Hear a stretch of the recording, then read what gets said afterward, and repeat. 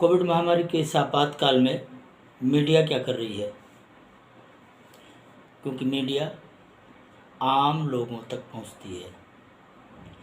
Media हर छोटी बड़ी बात आम आदमी तक पहुंचाती है और मीडिया अपने आप को लोकतंत्र का चौथा स्तंभ कहती है। तो आज हम चिंतन करेंगे, चर्चा करेंगे कि इस आपातकाल की अवस्था में, इस युद्ध काल की अवस्था में, इस महामारी के काल में मीडिया कहाँ खड़ी है, मीडिया कौन सी भूमिका निभा रही है। इस विषय पर मीडिया का काम होता है तथ्यों को समाज के सामने रखना। मीडिया का मतलब होता है शासन और प्रजा के बीच की मध्यस्थता निभाने वाला। लेकिन वर्तमान काल में मीडिया का जो काम है वो मीडिएटर का हो गया। अब मीडिएटर का मतलब भी मध्यस्थता ही होता है, लेकिन मेरा उद्देश्य मीडिएटर को मध्यस्थता नहीं, मेरा मतलब मीडिएटर से दलाल का काम करना। आज मीडिया का जो रोल है वो दलाल का काम करती है और इसलिए मीडिया स्वतंत्र है, निष्पक्ष है। ये बात सिरे से गलत है और यदि भरोसा नहीं है तो आप भी रोज समाचार चैनल्स तो देखते होंगे। तो आज हम थोड़ा मीडिया की भूमिका पर विचार कर लेते हैं। हमारे देश में मीडिया दो तरह की है, एक सोशल मीडिया है, एक नेशनल मीडिया है। तो महामारी के काल में जो एक सबसे बड़ी परेशानी ये है कि 70% आदमी चिल्ला रहा है वो कोरोना तो कुछ होता ही नहीं है, वो कोरोना कुछ नहीं है, ये तो फालतू की बात है। और 30% आदमी जो अपने आप को थोड़ा सा शिक्षित मानता है, पढ़ा लिखा मानता है, वो अक्लमंद अपने आप को मानता है, जो विज्ञानवादी है, वो मीडिया पर चिपका हुआ बैठा है। अब देखिए विज्ञानवादी मीडिया भारत में कितने हैं। मेरा उद्देश्य मीडिया की आलोचना करना बिल्कुल नहीं है, लेकिन जो सत्य है वो सामने रखना तो है, समझना तो चाहिए आम आदमी को। मीडिया दो हिस्सों में बटा हुआ है आज हमारे यहाँ। जो नेशनल मीडिया, बड़े बड़े मीडिया घराने, जैसे एक है लिबरल मीडिया जो अपने आप को सर्वधर्म संभाव की नीति पर चलता हुआ दिखाता है, जो विज्ञानवादी है, जो बाबा साहब अम्बेडकर के पद चिन्हों पर चलता है, स्वयं को वो संविधान का रक्षक कहता है। हालांकि संविधान की रक्षा सुरक्षा करना मीडिया का काम नहीं है, लेकिन फिर भी वो स्वयं भू संरक्षक हैं। ऐसे मीडिया घरानों में आते हैं जैसे NDTV, न्यूज़ 24, भारत समाचार, जी न्यूज़ और ललन टाप।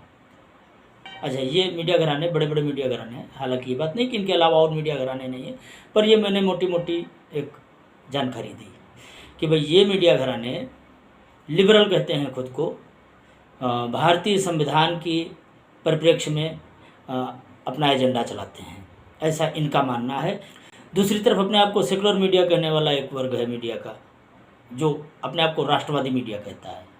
अब उसमें आते हैं जैसे इंडिया TV, आज तक, जी हिंदुस्तान, ABP न्यूज़, न्यूज़ 18 और रिपब्लिक भारत।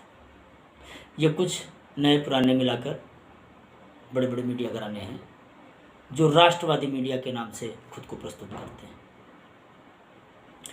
एक तीसरा है सोशल मीडिया। अब सोशल मीडिया में चूँकि भारत में एक सबसे बड़ा माध्यम रोजगार का निकल कर आया है सोशल मीडिया। हर तीसरा यूट्यूब एक मीडिया है, वो स्वतंत्र पत्रकार हैं।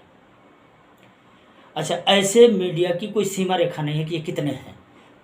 ये सोशल मीडिया का प्लेटफार्म है और सोशल मीडिया पर अभिव्यक्ति की आज़ादी वाला एक अलग प्लेटफार्म है।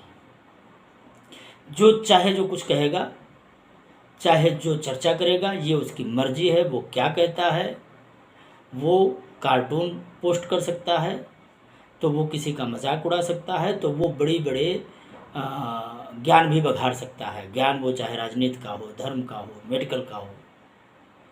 तो इस तरह समाज में आज ज्ञान का क्षेत्र बहुत असीमित है, बहुत अपरिमित है। चूँकि अभिव्यक्ति की आज़ादी है सुप्रीम कोर्ट ने अभी कुछ समय पहले ही कह दिया है कि सोशल मीडिया पर अपनी बात कहने वालों को आप कुछ कह नहीं सकते। अब सोशल मीडिया तो आम आदमी की मीडिया है, और आम आदमी में से 60% निरक्षर कल भी था, 60% निरक्षर आज भी है। और जिसको आप साक्षर कहते हो, जिसने MA कर लिया है, उसे साक्षर कह सकते हो, शिक्षित नहीं कह सकते, उसे विवेकवान नहीं कह सकते, लेकिन उसको भी अपनी बात कहने का हक है। कोविड महामारी के संदर्भों में इनका क्या योगदान है, ये क्या भूमिका निभा रहे हैं, ये बड़ा प्रश्न है आज का। महामारी एक रोग का रूप लेकर आई, ज़्यादातर रोग का रूप लेकर ही आती है। कोविड महामारी भी रोग का रूप लेकर आई। अब सोशल मीडिया पर एक तरफ से घरेलू नुस्खे पोस्ट किए जा रहे हैं, तो दूसरी तरफ से विज्ञानवादी मीडिया है, डॉक्टरों की भी तो अपनी मीडिया है। तो तीसरे दिन एक डॉक्टर खड़ा हो जाता है और जो किसी न किसी देसी नुस्खे का विरोध करता है। अच्छा, झगड़ा कहाँ पड़ रहा है? ट्रेडिशनल ट्रीटमेंट और साइंटिफिक ट्रीटमेंट, जो मेडिसिनल ट्रीटमेंट है। अभी एक यूट्यूब वायरल हुआ था, एक संत जी जैसे लगने वाले, माला वाला डाले, तिलक उलक लगाए हुए स्वामी जी, 30-40 साल के, 40-45 साल की उम्र रही होगी उनकी।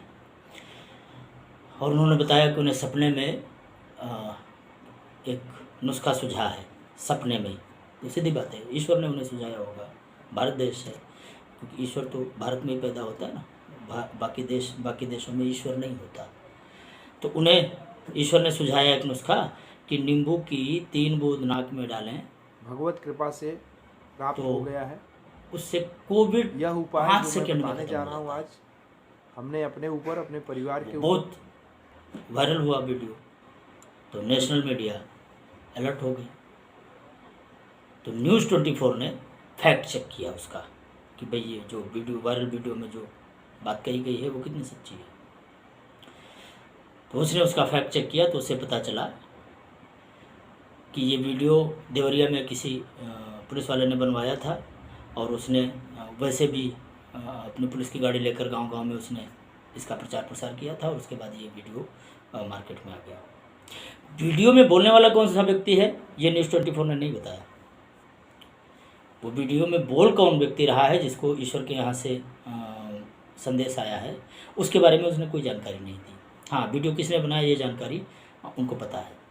साथ ही उन्होंने ये प्रमाणित करने की भी कोशिश की कि भाई डॉक्टरों की राय, उन्होंने 2-4 डॉक्टरों की राय भी रखी, और उसके बाद उन्होंने ये साफ समझाने की कोशिश की कि नींबू का रस डालने से आप मर भी सकते हैं, और इस तरह के भ्रामक मामलों में आप ना पड़ें, इससे आपकी जान को खतरा हो जाएगा। अच्छा, अब जान का खतरा तो अस्पतालों में भी हो रहा है, क्या अस्पताल से सारे जिंदा निकलते हैं?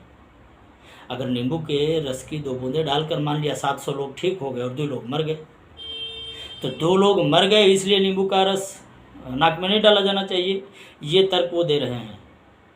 अच्छा, मुझे नहीं पता है कि नींबू का रस डालने से कोविड ख़त्म होता है कि नहीं होता है, लेकिन एक बात पता है, साल मई से ही डॉक्टर विश्वरूप राय चौधरी जो नेचुरोपैथ हैं, उन्होंने शुरू से ही कहा था कि कोविड कोई समस्या नहीं है, कोविड एक बहुत बड़ा गेम है, ये एक फ्लू वायरस है, और ऐसे वायरस 1 साल में हज़ारों बार नए बनते हैं और ख़त्म हो जाते हैं। ये समस्या नहीं है जिसको लेकर इतनी आपाधापी मची हुई है। हाँ, इन्फेक्शन रेट ज़्यादा है, और इसके लिए दवा तक की ज़रूरत नहीं है, मेडिसिन की तो ज़रूरत ही नहीं है।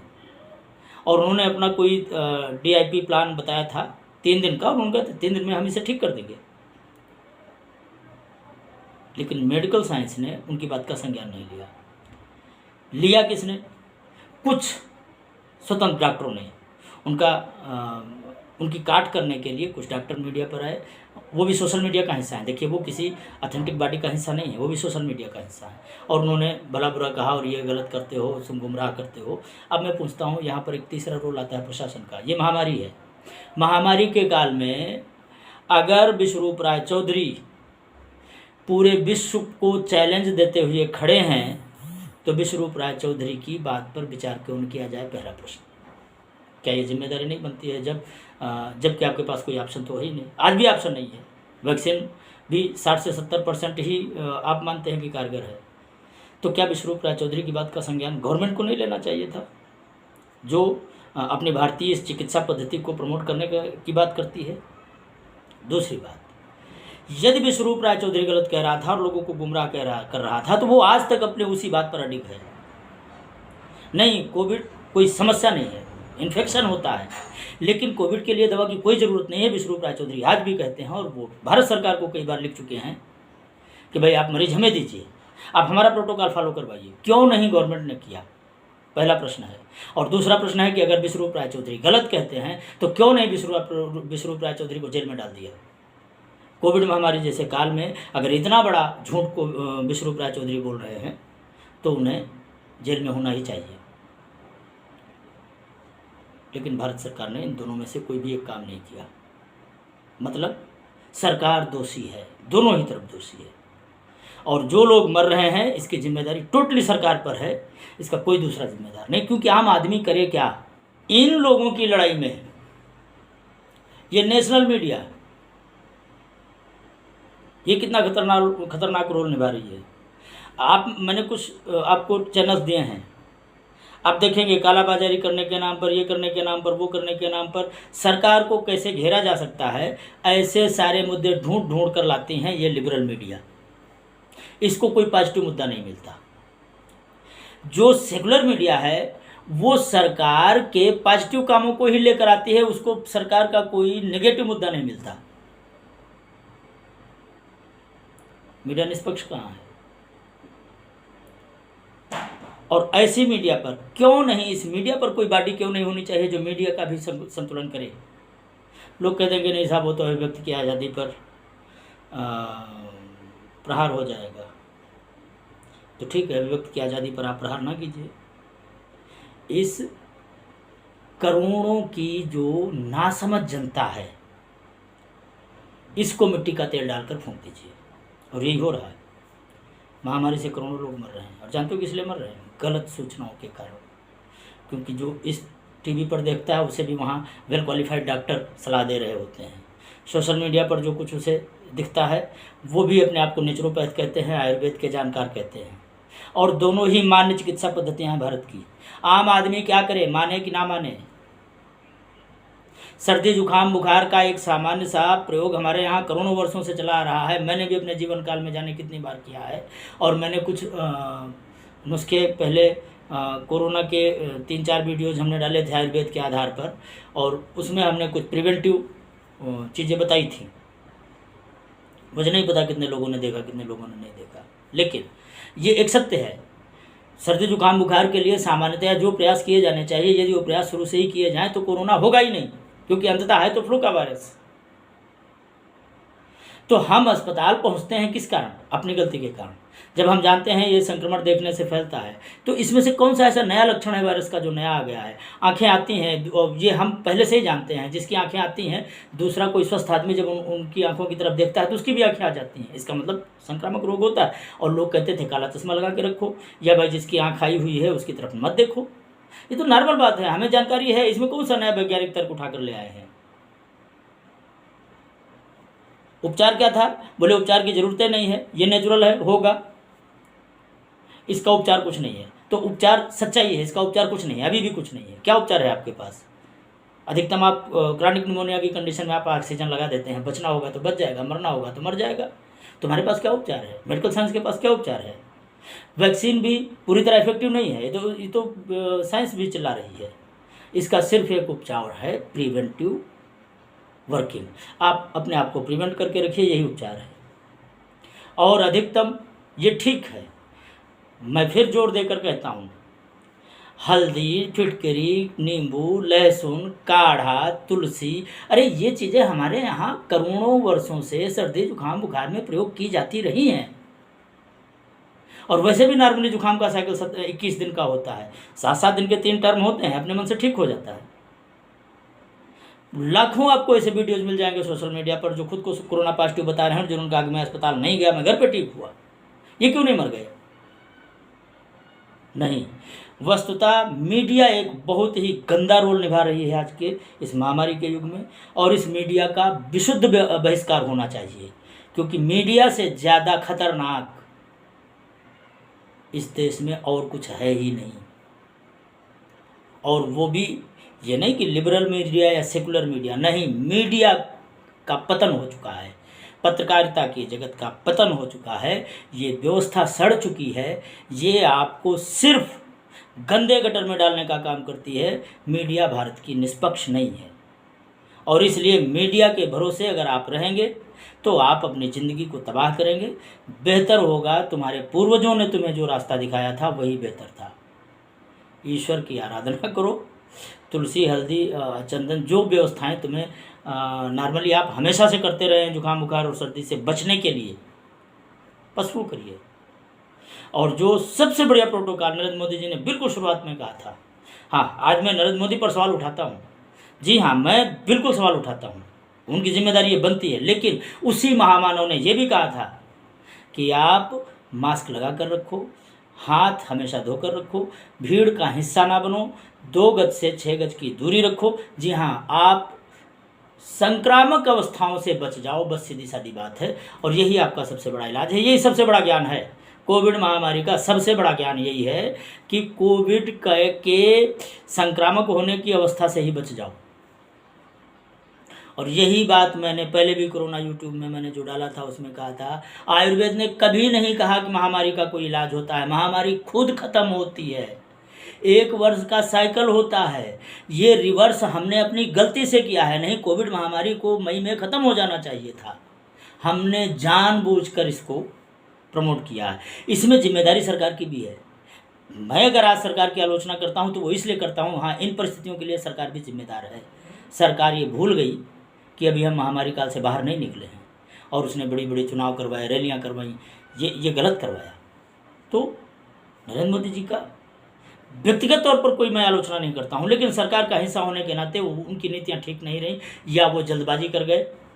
और वो आज भी गलती ये कर रहे हैं कि महामारी के इस महान बुरे काल में भी इस तरह के भ्रामक लोगों को बैन नहीं करते। अरे देश क्या कहेगा, लोग तो वैसे भी कहते थे। अच्छा कब कहा तुम्हें किसी ने? एक बड़े वर्ग के लिए तुम हमेशा विलेन रहे हो। अरे तो जिसने तुम्हें अपना आइडियल माना, जिसने तुम्हें आदर्श माना, तुम्हें बहुमत देकर सत्ता पर बिठाया, उनकी आकांक्षाओं अपेक्षाओं पर तो कम से कम खरे उतरो। यदि तुम धर्म के मार्ग पर चलोगे तो ईश्वर भी तुम्हारा साथ देगा, और नहीं तो ये गांधीवाद तुम्हें भी ले डूबेगा और इस देश को भी ले डूबेगा। ये देश तो डूबे हुआ है। हमें बुद्ध नहीं चाहिए, हमें राम चाहिए। इसलिए गुफा में बैठकर ध्यान लगाना था तो देश के प्रधानमंत्री पद पर आपको बैठना ही नहीं चाहिए था। हमें एक नया गांधी नहीं चाहिए, हमें एक सुभाष चाहिए जो देश की शासन व्यवस्था को चला सके और सख्ती के साथ चला सके। और मीडिया जगत पर अंकुश लगना ही चाहिए। ये मीडिया भारत का सर्वनाश करने पर तुली हुई है। खासकर महामारी के इस काल में मीडिया की भूमिका यदि किसी को समझ में नहीं आती है तो उससे बड़ा मूर्ख संसार में शायद ही कोई हो। नमस्कार, धन्यवाद। बातें थोड़ी सी कड़वी लग सकती हैं पर सच्चाई है, इसलिए सुननी चाहिए।